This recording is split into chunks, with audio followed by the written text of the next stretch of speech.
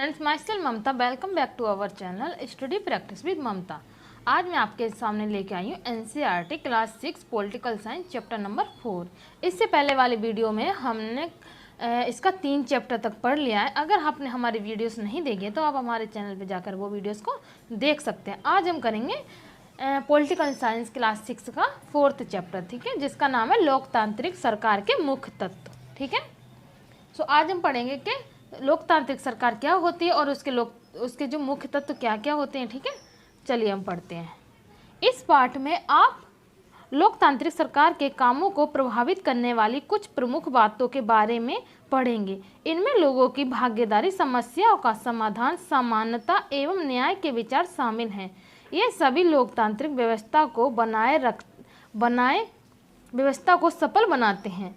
अगर लोकतांत्रिक व्यवस्था ना हो तो क्या होता होगा, आइए इस जानने के लिए दक्षिण अफ्रीका में रहने वाली लड़की माया की कहानी को पढ़ें। हम ये पढ़ेंगे, ठीक है, कि लोकतांत्रिक व्यवस्था क्या होती है। अगर वो व्यवस्था ना हो लोकतांत्रिक तो हमारा देश का प्रशासन कैसा होगा। ठीक है, तो ये जानने के लिए क्या करेंगे, हम दक्षिण अफ्रीका में रहने वाली एक लड़की माया, उसकी कहानी को पढ़ेंगे। ठीक है, चलिए हम स्टार्ट करते हैं।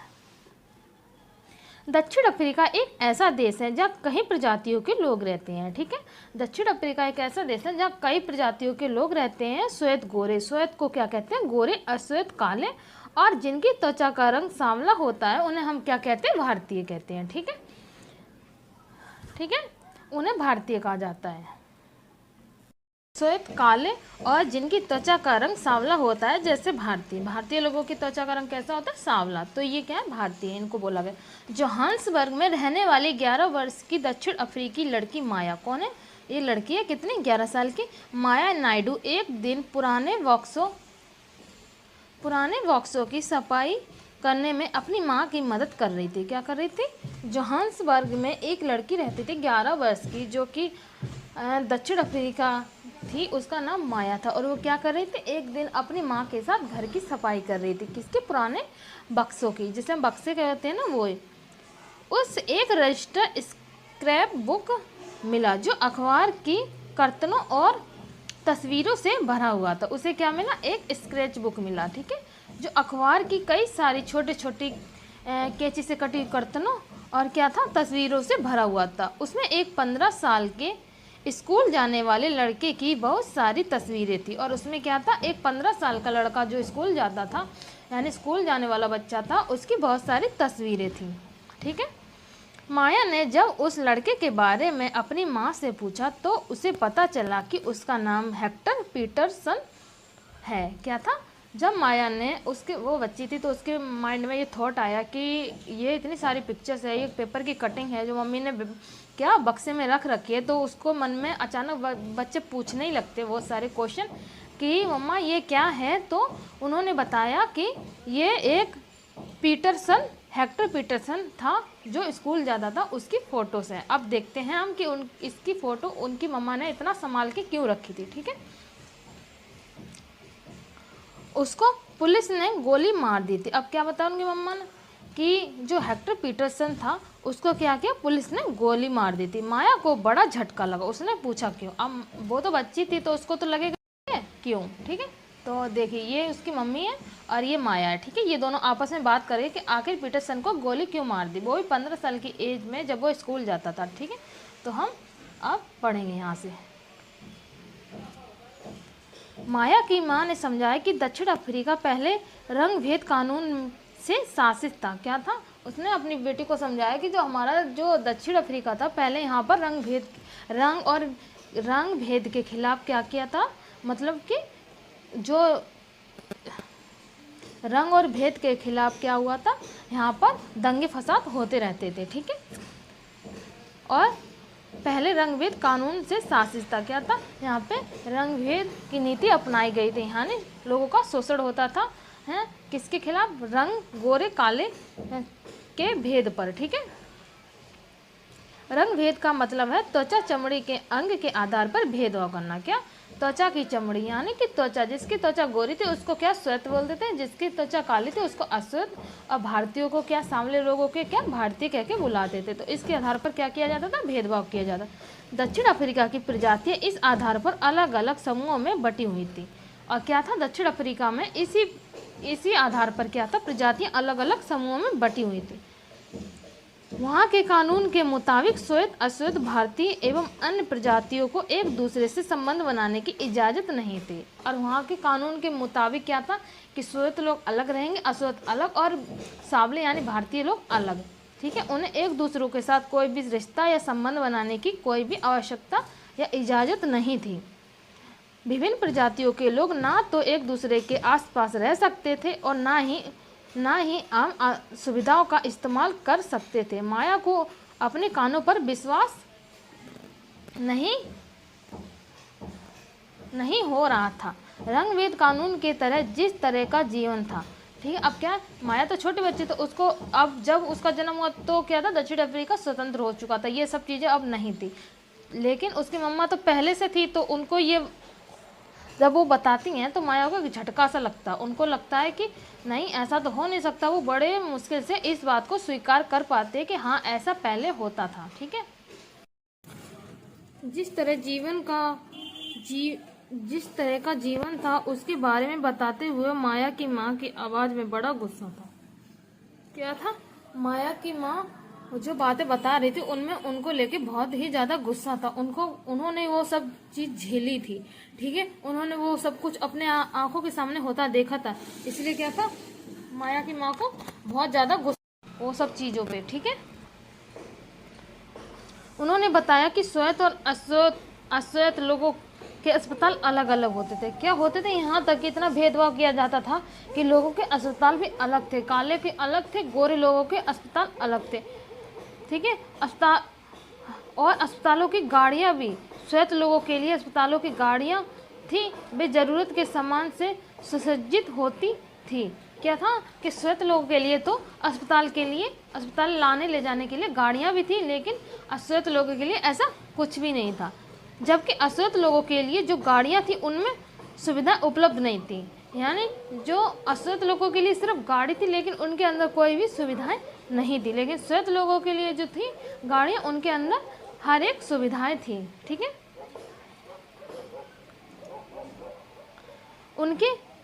उनके लिए रेल एवं बसें अलग होती थी। क्या था, श्वेत और अश्वेत लोगों की अलग अलग बसें होती थी। यहाँ तक कि श्वेत और अश्वेत लोगों के लिए बस स्टैंड भी अलग होते थे। बताइए, इतना भेदभाव था कि मतलब कलर को लेके कि उनके बस स्टैंड भी अलग अलग होते थे। बताइए, आज के ज़माने में ऐसा होता तो पता नहीं क्या होता। ठीक है, अश्वेत लोगों को वोट देने की इजाज़त नहीं थी। अब देखिए, मतलब कि वो अपने वोट विचार भी व्यक्त नहीं कर सकते, उनको इतनी भी इजाज़त नहीं थी।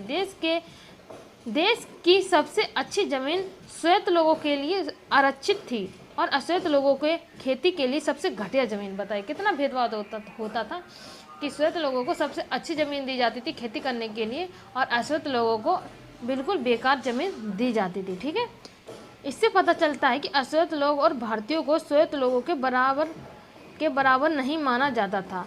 क्या कि भारतीयों को और अश्वेत लोगों को श्वेत लोगों के बराबर नहीं माना जाता था। ठीक है, उनको एक अलग माना जाता था, उनके साथ भेदभाव किया जाता था। दक्षिण पश्चिम हिस्से में एक शहर था। अश्वेत लोगों को खेती के लिए सबसे घटिया ज़मीन थी। अश्वेत लोगों एवं भारतीयों को श्वेत लोगों के बराबर नहीं माना जाता था, उनके साथ भेदभाव किया जाता था। दक्षिण पश्चिमी हिस्से में एक शहर था, सोवेटो। क्या था उसका नाम, सोवेटो। ठीक है, जहाँ सिर्फ अश्वेत लोग ही रहते थे। अश्वेत लोग जो यानी काले लोग थे वो कहाँ, सोवेटो में रहते थे। हेक्टर पीटरसन वहीं रहता था। अब इससे पता चलता है कि हेक्टर पीटरसन जो था अश्वेत था। ठीक है, वहाँ के श्वेत लोग अफ्रीकन भाषा बोलते थे, और जो गोरे लोग थे, श्वेत लोग थे, वो कौन सी अफ्रीकन भाषा बोलते थे। हेक्टर और स्कूल के अन्य विद्यार्थी इस भाषा को सीखने के लिए जोर डाला जा रहा था। और क्या किया जा रहा था, श्वेत लोगों ने हेक्टर पीटरसन को उसके साथियों को क्या किया था, अफ्रीकन भाषा सीखने के लिए जोर देते थे। ठीक है, वे अपनी भाषा जूलू सीखना चाहते थे। कौन? Hector Peterson. अश्वेत लोगों की भाषा जूलू थी, तो वो अपनी ही भाषा सीखना चाहते थे, वो अफ्रीकन भाषा को नहीं सीखना चाहते थे। अपने सहपाठियों के साथ मिलकर अफ्रीकन सीखने का विरोध कर रहा था। क्या कर रहा था? हेक्टर पीटरसन था अपने साथियों के साथ जो अफ्रीका यानी श्वेत लोगों की भाषाओं को ना सीखने का विरोध कर रहा था। अब दक्षिण अफ्रीका कि पुलिस ने विरोध करने वाले इन लोगों को बड़ी बेरहमी से पीटा, और जो लोग इस चीज़ का विरोध कर रहे थे तो वहाँ की पुलिस ने क्या किया? उनको बहुत बेरहमी से पीटा और भीड़ पर गोलियां बरसाई। यानी कि दंगे फसाद हो रहे थे तो भीड़ लगी, तो वहाँ पर पीटरसन भी था, तो क्या था? उन्होंने वहाँ पर गोलियां बरसाई।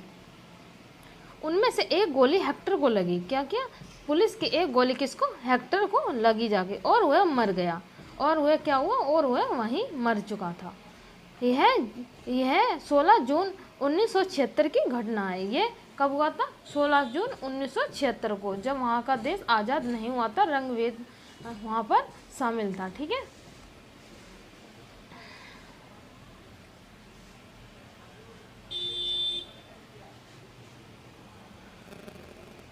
अश्वेत लोग किस किस तरह का भेदभाव सम्मान कर रहे थे, ये सब आपको लिखना है। ठीक है।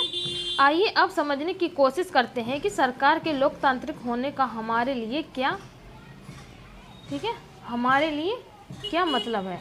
अब हम ये समझेंगे कि सरकार लोकतांत्रिक होने का मतलब कि जो है देश के अंदर क्या भूमिका होती है, सरकार क्यों लोकतांत्रिक लोग चाहते हैं कि उनका भी देश लोकतंत्र हो। ठीक है। भागीदारी, हमारे यहाँ नियमित रूप से चुनाव क्यों होते हैं? आपने पिछले पाठ में पढ़ा ही है। लोकतंत्र में लोग निर्णय लेते हैं। चुनाव में वोट देकर वे अपने प्रतिनिधि चुनते हैं। ये प्रतिनिधि ही लोगों की तरफ से निर्णय लेते हैं। यह मानकर चला जाता है कि प्रतिनिधि निर्णय लेते वक्त लोगों की ज़रूरतें और मांगों को ध्यान में रखते हैं। लोकतंत्र क्या? लोकतंत्र लोगों द्वारा चुना गया शासन है। ठीक है। जिसमें क्या होता है? हर एक प्रत्येक नागरिक अपने विचारों को वोटों द्वारा व्यक्त करता है। और क्या है? और जब कोई नेता बनता है तो क्या लोगों के हितों को ध्यान में रखकर, उनकी ज़रूरतों को पूरा रखकर उस पर काम करता है। ठीक है। सभी सरकारों को एक निश्चित समय के लिए चुना जाता है। क्या है? एक निश्चित अवधि होती है इन सब सरकारों की। ठीक है।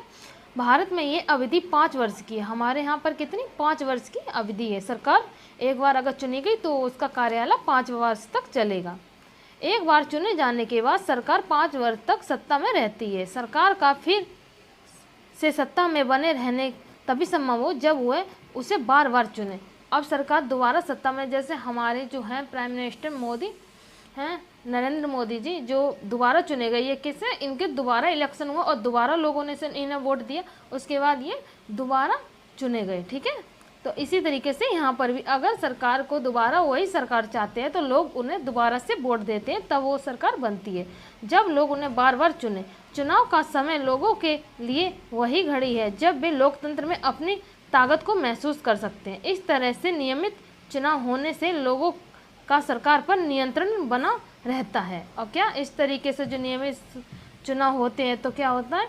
लोगों का जो है सरकार पर अपना नियंत्रण बनाए रखते हैं। ठीक है। अब हम आगे पढ़ेंगे भागीदारी के अन्य तरीके। ठीक है। चुनाव 5 वर्ष के में एक बार होते हैं। कितने? 5 वर्ष में चुनाव एक बार होते हैं। वोट देने के अलावा लोकतांत्रिक सरकार के निर्णय और नीतियों में लोगों के भाग लेने के और भी कई तरीके हैं। लोग सरकार के कार्यों में रुचि लेकर और उनकी आलोचना करके भी अपनी भागीदारी निभाते हैं। मान लीजिए लोगों को कोई कार्य अच्छा नहीं लग रहा है सरकार के द्वारा अपनाई गई नीतियों में, तो क्या करते हैं? वो उनकी आलोचना भी कर सकते हैं। अगस्त 2005 में जब एक खास सरकार ने बिजली का किराया बढ़ा दिया था तो लोगों ने अपने विरोध बहुत ही तीखे रूप में व्यक्त किया। अब सरकार अगर कोई गलत डिसीजन लेती है, गलत फैसला करती है तो क्या करते हैं? लोग उसका विरोध भी करते हैं। ठीक है। जिसके द्वारा सरकार को अपने फैसलों में बदलाव या उसको चेंज करना पड़ता है। लोगों ने जुलूस निकाले और हस्ताक्षर अभियान चलाए। सरकार ने अपने निर्णय के बचाव में तर्क दिए कि लोगों को समझाने की कोशिश की, लेकिन अंततः उसे लोगों की मांग को माननी पड़ी, लेकिन अंततः क्या हुआ, उन्होंने सरकार को क्या हुआ, लोगों की मांग को मानना पड़ गया। बिजली के बढ़ाए गए दामों को घटाना पड़ा, सरकार को अपना निर्णय बदलना पड़ा क्योंकि वह आम जनता के प्रति जिम्मेदारी है। अब मान लीजिए जनता ही सरकार चुनती है और सरकार जनता के द्वारा चुनी जाती है, और अगर जनता के लिए ही सरकार कुछ गलत कदम उठाती है या कुछ ऐसी चीज़ें करती है जिससे जनता को नुकसान होता है, ठीक है, तो जनता उसके खिलाफ क्या करती है, जुलूस निकालती है, धरने प्रदर्शन करती है, जिसके चलते ही सरकार को अपने फैसलों का निर्णय बदलना पड़ता है। ठीक है, तो यहाँ पर सरकार ने क्या किया, बिजली के दामों को घटाया, ठीक है, जिससे सरकार को अपने फैसले को क्या करना पड़ा, बदलना पड़ा। ऐसे कई तरीके हैं जिसके द्वारा लोग अपनी राय व्यक्त कर सकते हैं और सरकार को यह समझा सकते हैं कि उसे क्या कार्रवाई करनी चाहिए। इन तरीकों में धरने, जुलूस, हड़ताल, हस्ताक्षर अभियान आदि शामिल है। अब इन तरीकों से क्या कर सकते हैं, हम सरकार तक अपनी बात या मतलब धरना प्रदर्शन कर सकते हैं। क्या क्या का धरने देकर, जुलूस निकाल कर, हड़ताल करके, ठीक है, इनके जरिए जो बातें गलत हैं और न्याय संगत नहीं हैं उन्हें सामने लाया जा सकता है। ठीक है,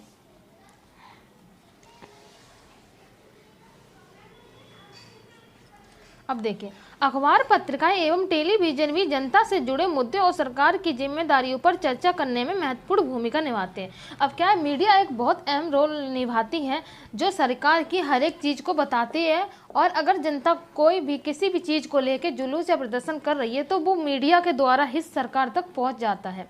ठीक है, जहाँ यह सच है कि लोकतंत्र लोगों को भागीदारी का मौका देता है, वहीं यह भी सच है कि सभी वर्ग के लोग को यह मौका नहीं मिल पाता है। लोगों के लिए भागीदारी का एक अन्य तरीका यह भी है कि वे आंदोलन करें जो सरकार और उसके काम करने के तौर तरीकों को चुनौती दे। ठीक है, अब ये क्या कर रहे हैं कि लोगों की भागीदारी ये भी है कि वे आंदोलन करके, और सरकार अगर कुछ गलत करती है तो उनके जो तौर तरीकों को क्या करें, बदलने के लिए उन्हें चुनौती दे।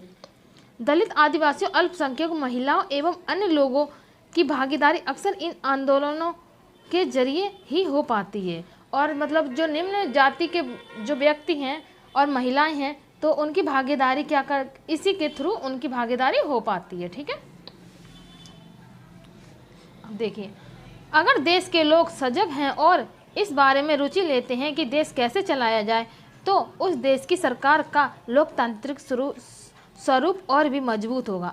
देखिए, अगर देश की जनता जागरूक है कि हमने जो नेता चुना है, अगर वो इस हमारे हिसाब से सरकार चलाएगा या फिर हमारे पक्ष को लेके ही सरकार चलाएगा या फिर कुछ अनैतिक कार्य नहीं कर रहा है, तो क्या होगा, लोकतंत्र के ऊपर और दबाव पड़ेगा और सरकार और अच्छे से वो लोकतांत्रिक व्यवस्था को अच्छे से चला पाएगी, और लोग क्या करेंगे, देश का फायदा और ज़्यादा से ले पाएंगे।